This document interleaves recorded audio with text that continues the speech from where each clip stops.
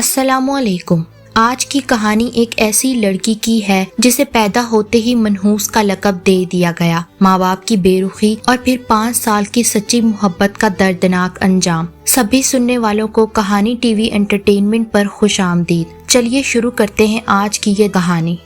میرا نام صبا ہے، لیکن میری زندگی میں پیار کی ہوا تو کیا کسی بھی موسم کی تازہ ہوا کا گزر نہیں۔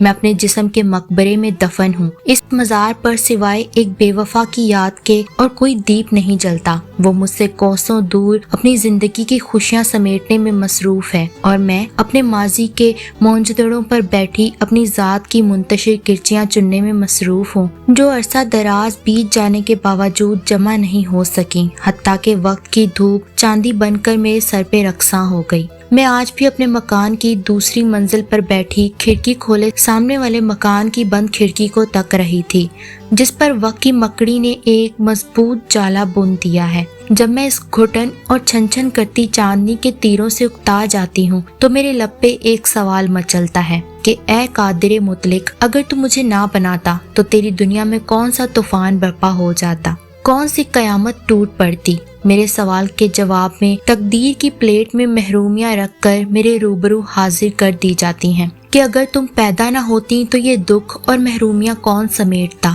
میں اپنے والدین کی سب سے بڑی اولاد ہوں۔ سنا ہے بڑی اولاد سب سے پیاری اور لاڈلی ہوتی ہے، لیکن میرے ساتھ عجیب معاملہ ہوا۔ میری پیدائش سے قبل کسی نجومی نے میرے والد کو بتایا کہ دعا کرو تمہارے ہاں لڑکا ہو، اگر بیٹی ہوئی تو وہ بہت نحوست پھیلائے گی۔ یہ بات میرے ضعیف الاعتقاد ماں باپ کے ذہن میں بیٹھ گئی اور وہ اللہ سے نرینہ اولاد کی دعا کرنے لگے۔ وہ مطمئن تھے کہ ان کی دعائیں رنگ لائیں گی، مگر افسوس کہ ایسا نہ ہوا۔ چنانچہ میری پیدائش میرے والدین کے لیے کسی سانحے سے کم نہ تھی۔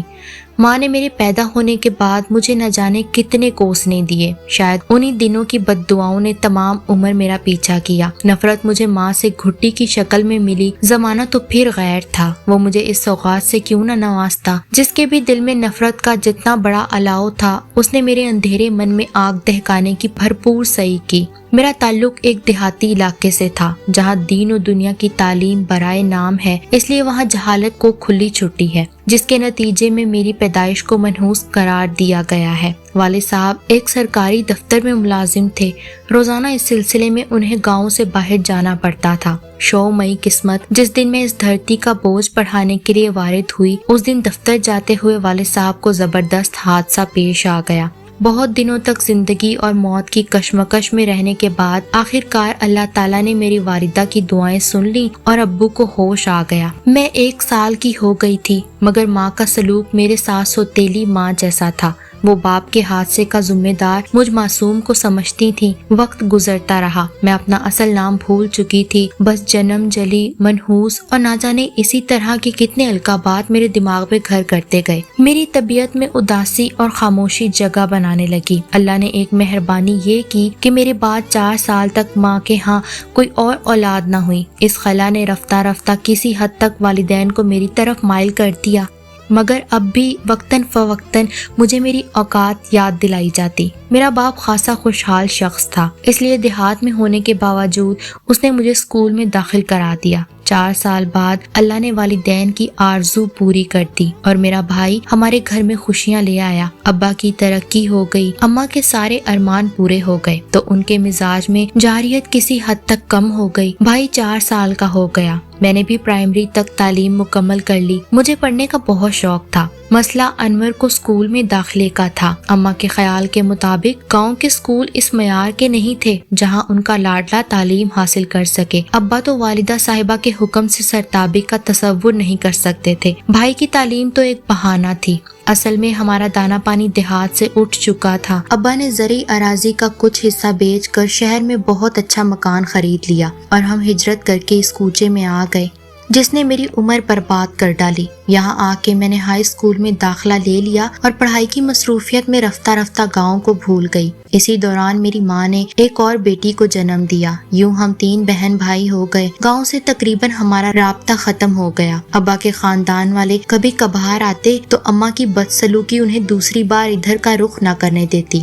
مجھے پڑھائی کا جنون سا تھا، دن رات پڑھائی میں مصروف رہتی۔ میٹرک کا امتحان دینے کے بعد ذرا فارغ ہوئی تو بوریت کا احساس ستانے لگا، کیونکہ میں نے شروع سے ہی سہیلیاں نہیں بنائی تھیں۔ ماں کے ابتدائی رویے نے میرے اندر کسی احساس محرومی کو جگہ دے دی تھی، اس لیے میرا کسی سے کوئی رابطہ نہیں تھا۔ بہت سے لوگوں نے مجھ سے تعلق جوڑنا چاہا مگر کامیاب نہ ہوئے۔ میں بد نصیب دوستوں سے بھی محروم رہی، چنانچہ وقت گزارنے کے لیے مجھے کوئی سہارا چاہیے تھا۔ ہمارے گھر کے پاس ایک لائبریری تھی، میں وہاں سے رسالے منگوا کر پڑھنے لگی۔ کبھی بھائی لے آتا اور کبھی نوکرانی لے آتی۔ ڈائجسٹوں کی محبت بھری داستانیں میرے دل و دماغ میں اثر انداز ہونے لگی۔ ہر وقت انہی کہانیوں کی دنیا میں گم رہتی۔ یہ کردار مجھے اپنے شکنجے میں لیتے چلے گئے۔ ان کہانیوں نے میری سوچ کو وقت سے پہلے بالغ کر دیا۔ میں 14 سال کی عمر میں ہی کسی اندیکھے شہزادے کا انتظار کرنے لگی۔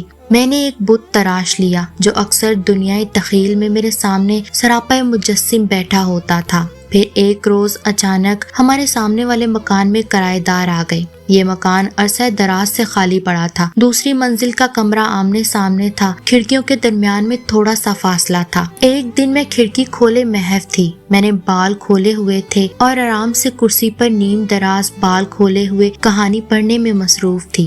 کہانی پڑھتے پڑھتے میں نے آنکھیں بند کر لی اور وہی مکالمے دہرانے لگی جو ہیرو ہیروئن کے درمیان چل رہے تھے۔ میں نے کسی بات پر سر جھٹکا اور نیم آنکھوں سے سامنے والی کھڑکی کی طرف بے ارادہ دیکھا۔ وہاں میرے خوابوں کا شہزادہ ہونٹوں پر خوبصورت مسکان سجائے مجھے محویت سے تک رہا تھا۔ میں سمجھی ہیرو میرے خیال سے نکل کر سامنے والی کھڑکی پر جا بیٹھا ہے۔ میں اسے تصور سمجھ کر اس کی جانب دیکھ کر مسکرائی۔ میری مسکراہٹ میں والہانہ پن اور محبوبیت تھی۔ اپنے خیالی محبوب کے چہرے پر خوشگوار حیرت کے تاثرات دیکھے تو میں ایک دم خیالوں کی دنیا سے باہر آ گئی۔ وہاں سچ مچ کوئی تھا۔ میں اس خیال سے جھیپ سی گئی۔ اس کی آنکھوں میں اب حیرت کے ساتھ دلچسپی بھی تھی۔ وہ میری شرمندگی کو بڑی دلچسپی سے دیکھ رہا تھا اور میں چاہتے ہوئے بھی کھڑکی کے سامنے سے ہٹ نہیں پا رہی تھی۔ میرے قدم جیسے زمین نے جکڑ لیے تھے۔ میں نے شرماتے ہوئے نظر اٹھائی تو اس کی غیر متوقع حرکت سے سن ہو کر رہ گئی۔ اس نے مجھے سلام کیا اور ماتھے تک ہاتھ لے جانے کے بعد جھک گیا۔ وہ کچھ کہنا چاہ رہا تھا لیکن مجھ میں تاب نہیں تھی۔ میں سوچ رہی تھی کہ کیا خواب زندہ بھی ہوتے ہیں؟ وہی آنکھیں، وہی بال، وہی ناک، ویسا ہی سر و قامت۔ اف میرے خدا، تو نے اسے میرے لیے امتحان بنا کر میرے سامنے اتنی جلدی بھیج دیا۔ بے شک میں جسامت کے اعتبار سے بھرپور لڑکی لگتی تھی لیکن میری عمر ابھی صرف 14 سال تھی۔ وہ بھی عمر میں زیادہ بڑا نہیں تھا۔ اچانک خیال آیا کہ اگر اس طرح مجھے کھڑے ہوئے گھر والوں میں سے کسی نے دیکھ لیا تو قیامت آ جائے گی۔ بھاگ کر نیچے گئی تاکہ ماحول کا جائزہ لے سکوں۔ مجھے یہ جان کر خوشی ہوئی کہ امی، میری بہن عارفہ اور انور کہیں جا چکے تھے اور ان کی واپسی شام سے پہلے ممکن نہ تھی۔ ابا اپنے کمرے میں سو رہے تھے، وہ ویسے بھی اوپر کبھی نہیں آتے تھے۔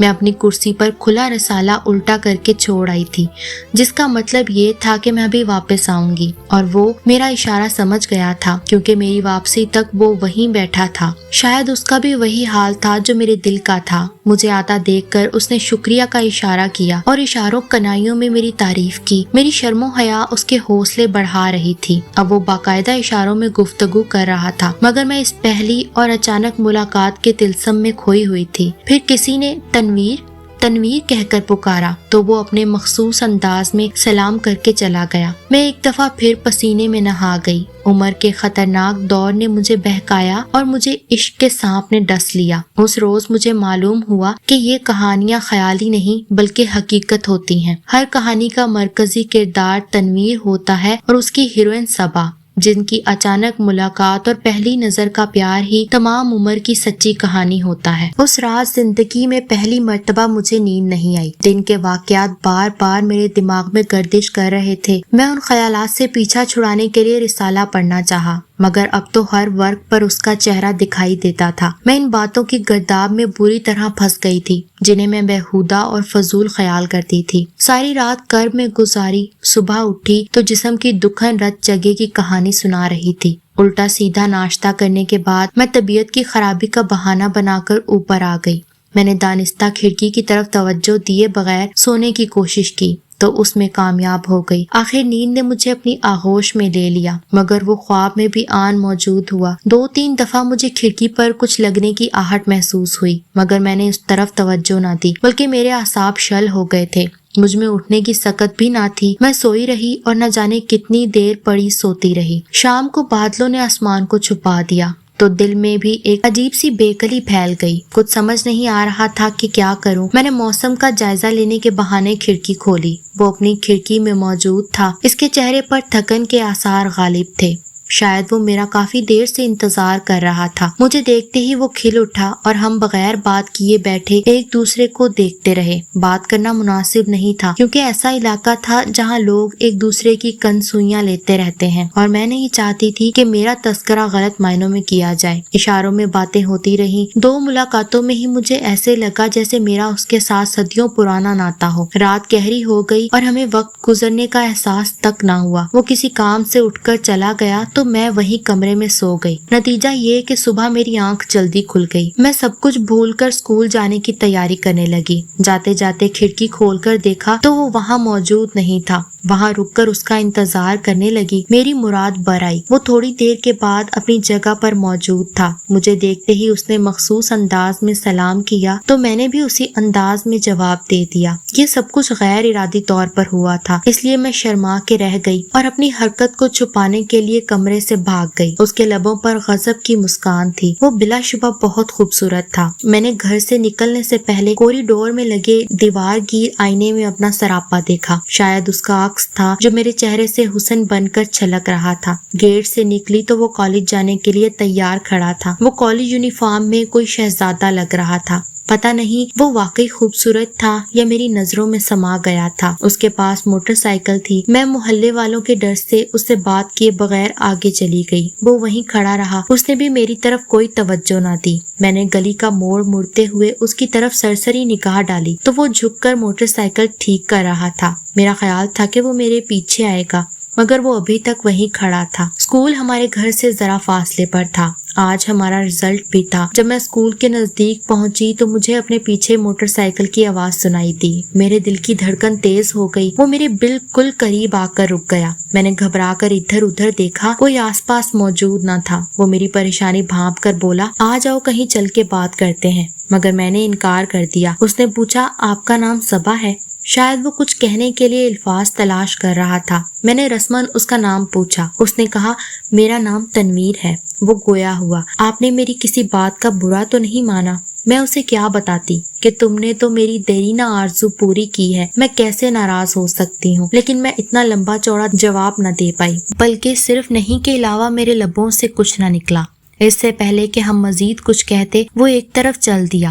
میں کلاس میں دوسرے نمبر پر آئی تھی۔ مجھے وظیفہ بھی ملا تھا اور ایک بہت اچھے لڑکے کی محبت بھی مل گئی تھی۔ آج میرے لیے دوہری مسرتوں کا دن تھا۔ میں اڑ کر گھر پہنچنا چاہتی تھی۔ ایک رات گھر میں کوئی نہیں تھا۔ والد صاحب بھی کہیں باہر گئے ہوئے تھے۔ میں حسب عادت گھر میں اکیلی تھی۔ باقی گھر والے کہیں شادی میں گئے ہوئے تھے کہ کوئی چیز آ کر کھڑکی پر لگی۔ میں نے مسکراتے ہوئے کھڑکی کھول دی۔ سامنے دریچے میں میرے من کا چاند کھڑا مسکرا رہا تھا۔ اس نے اپنے مخصوص انداز میں مجھے سلام کیا اور پوچھا، میرے خط کا کیا بنا؟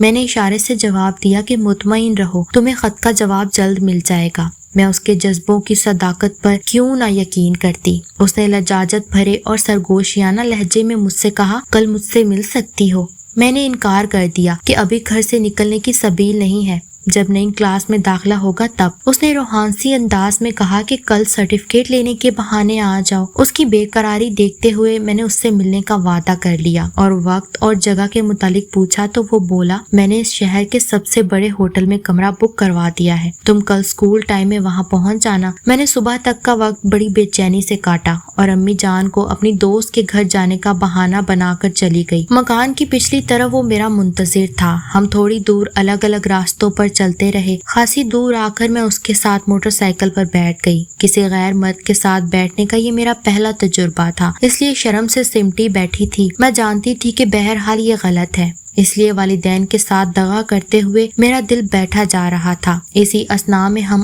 ہوٹل پہنچ گئے۔ ہوٹل کے ماحول میں بیٹھ کر تنویر نے مجھ سے جی بھر کے خوابناک باتیں کی۔ اس نے اپنا سارا ذخیرہ الفاظ استعمال کیا۔ میں اس کی شیدائی ہو گئی۔ وہ بہت نفیس طبیعت کا لڑکا تھا۔ ہم 2 گھنٹے کمرے میں باتیں کرتے رہے۔ تنہائی تھی، موقع بھی تھا، مگر اس نے میری کمزوری اور تنہائی سے فائدہ نہ اٹھایا۔ حالانکہ میں اس کے سحر میں جکڑی ہوئی تھی، مگر وہ بہت اچھا انسان تھا۔ اس نے کوئی غلط بات نہ کی۔ مجھے اور تنویر کو ملتے ہوئے 5 سال کا عرصہ ہو گیا۔ میں یونیورسٹی تک جا پہنچی اور وہ اپنی تعلیم مکمل کر کے روزگار کے لیے کوششوں میں لگ گیا۔ ہماری ملاقاتیں اب بھی ہوتی تھیں۔ ان 5 سالوں کے سارے سرد و گرم موسم، جاڑے کی شفاف چاندنی اور گرم دوپہروں کا تپتا سورج ہماری پاکیزہ محبت کا گواہ تھا۔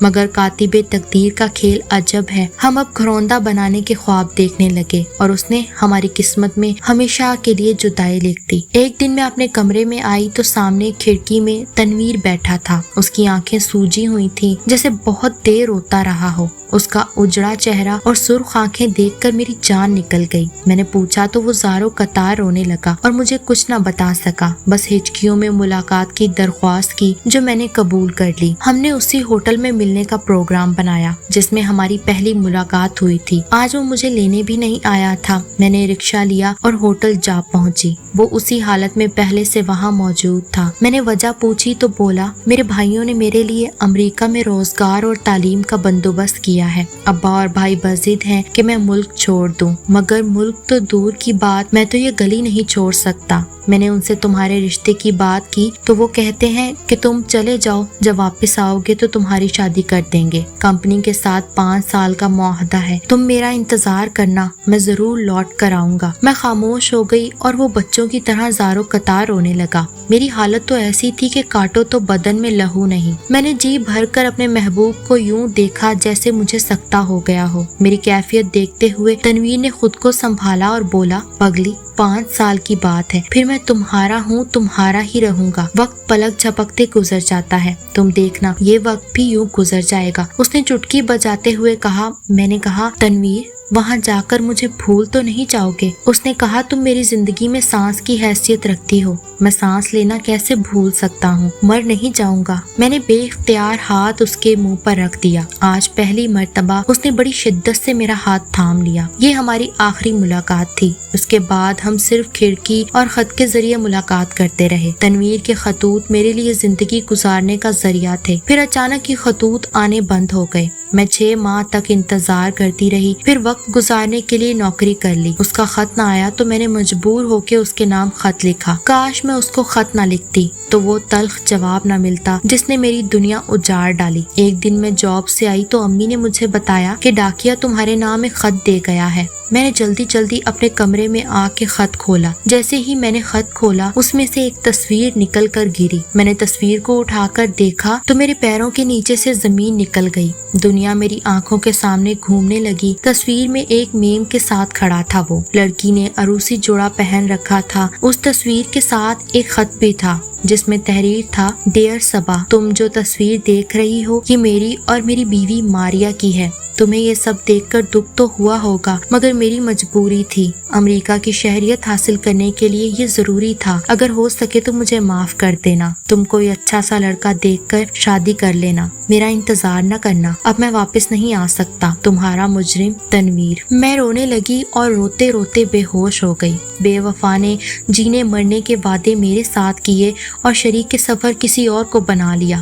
میں ٹوٹ کر بکھر گئی۔ کوئی بھی تو مجھے سمیٹنے والا نہ تھا۔ اللہ جانے میں نے کیا جرم کیا تھا جس کی مجھے اتنی بڑی سزا ملی۔ میں آج بھی اس بے وفا کے انتظار میں ہوں، حالانکہ جانتی ہوں کہ وہ اب واپس نہیں آئے گا، مگر میں تو اپنی زندگی اس کے نام کر چکی ہوں۔ اگر میں بھی اس میں کسی اور کو شامل کر لوں تو مجھ میں اور اس بے وفا میں کیا فرق رہ جائے گا؟ آپ ہی بتائیے، کیا میں نے اس کا انتظار کر کے جرم کیا جس کی سزا عمر بھر کے دکھ کی شکل میں مجھے ملی ہے؟